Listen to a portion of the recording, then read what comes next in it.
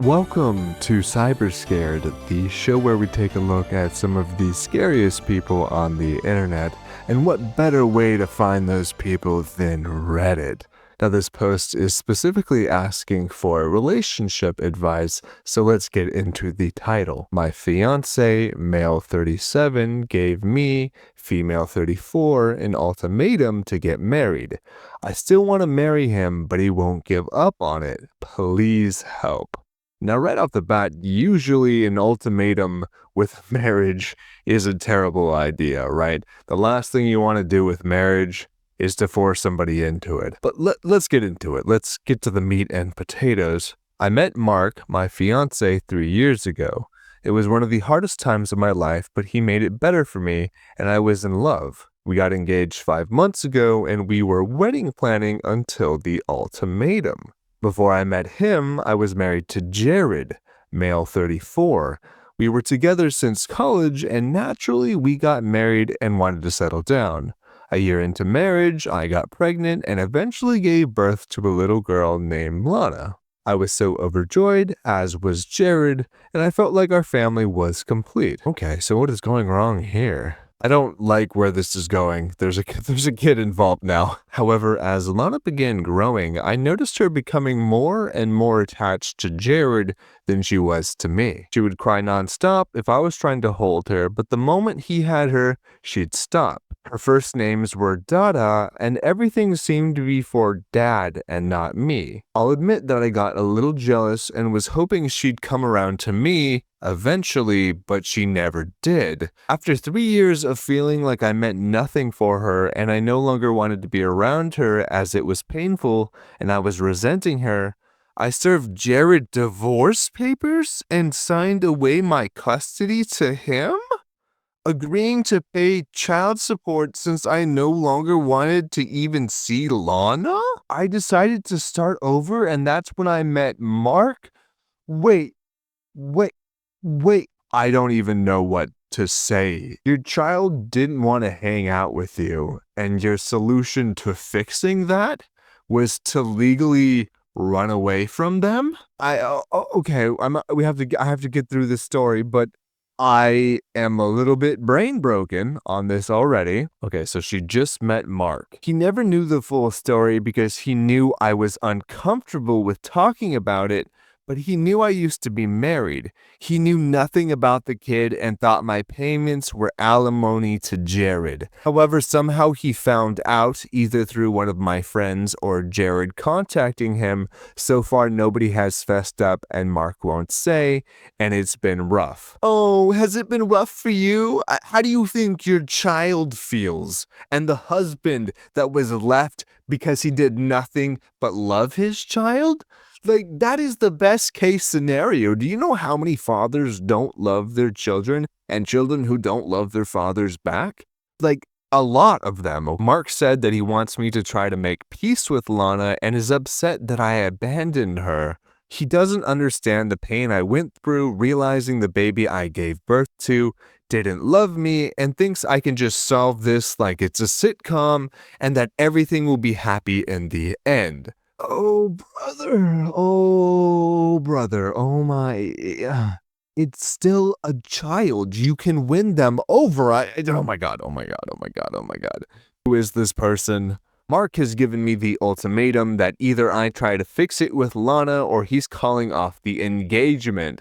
Let's go, King. I'm on his side. This is the first ultimatum with a marriage that I've actually been on the side of the person that's threatening it. Because my goodness, girl, do you need to face some accountability? You cannot just run from your child because they didn't like you enough. Like, what? How do you have the emotional maturity level less than your 3-year-old child does? Like, they at least love their father. You left both of them. He says he doesn't want to marry someone who will casually drop her kids over what he thinks is just an inconvenience.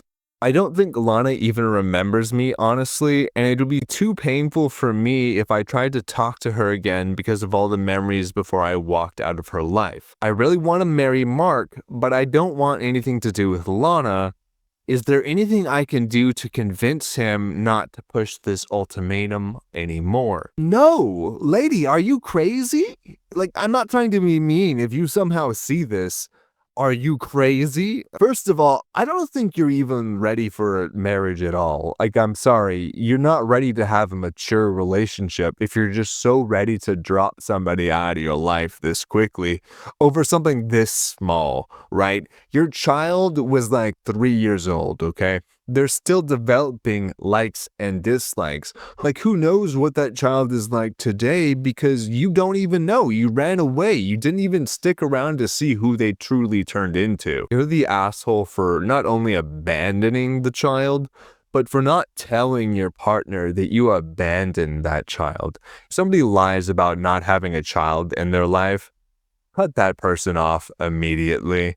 Like, what are we talking about here? That is the biggest red flag of all time. Do not let that person back into your life. I don't even think this man should be getting married, even with the ultimatum. Even if she becomes a great mom, I think the fact that she hid that from you and then still felt like it was okay to like ask you to get married before even revealing that secret. This is truly a good scary story to start this series on because it shows how heartless even a mother can be, right? You carried this child and instantly you discarded it. Like, wow, what did I even just read? I truly cannot even fathom. On to the next one. I cannot even believe what this title seems so crazy already. Am I the asshole for trying to get my coworker fired for having a service dog? Sir, what is wrong with you? And I don't even know if it's a girl or a boy at this point. I'm just assuming. Sir, what is wrong with you? Okay, let's get into it. Last summer, my employer hired someone new. On her second day, she showed up with her dog, telling everyone on our shift it's her service dog. I personally don't like dogs at all, and honestly, this girl doesn't even look like she's sick or disabled. Our manager told us that she could bring it in, but he didn't even bother asking our shift for our approval about it, so we all feel a little bit blindsided. And I told him none of us are going to work with her or train her, and there will be some problems if he lets her keep bringing this dog. The dog was huge and looked like a police dog, not even the right breed for a quote-unquote service dog. And it's mostly just laid under her desk the whole time. I just have to say and interrupt, this is the worst type of person. It doesn't matter if she looks sick. That's not the point. If it's a service dog and it's been approved by your employer, it is none of your business. As far as you're concerned, you should be treating that dog as if it's another employee, because that's what the state and the country sees it as. They have personhood. And furthermore, there are so many things that are not visible that you could need a service dog for, right? And furthermore, who are you?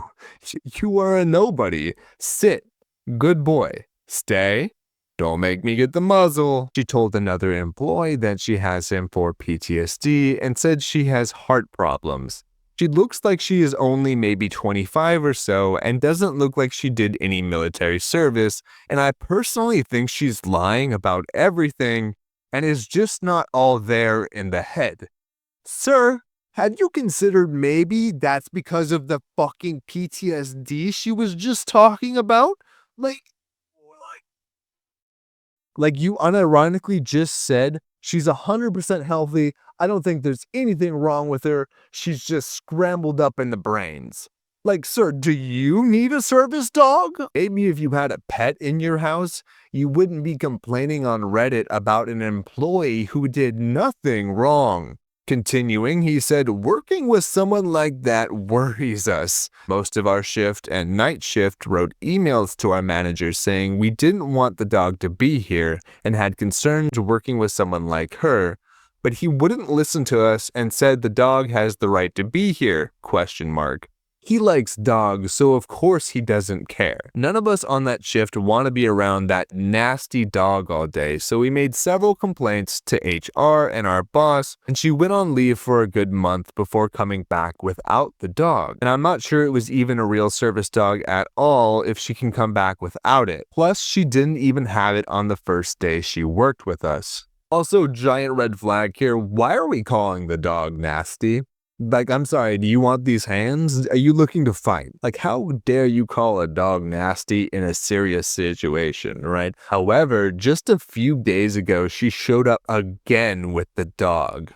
Other shift doesn't seem to care, but sometimes there's an overlap once or twice a month where she could be on our shift, and I don't want to work with a dog or a brain-damaged girl. Oh my goodness.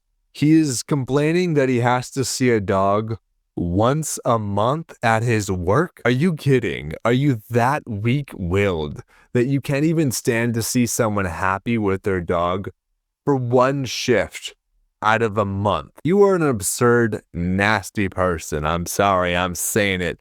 Nasty. We immediately complained again, but we were told it was approved by HR.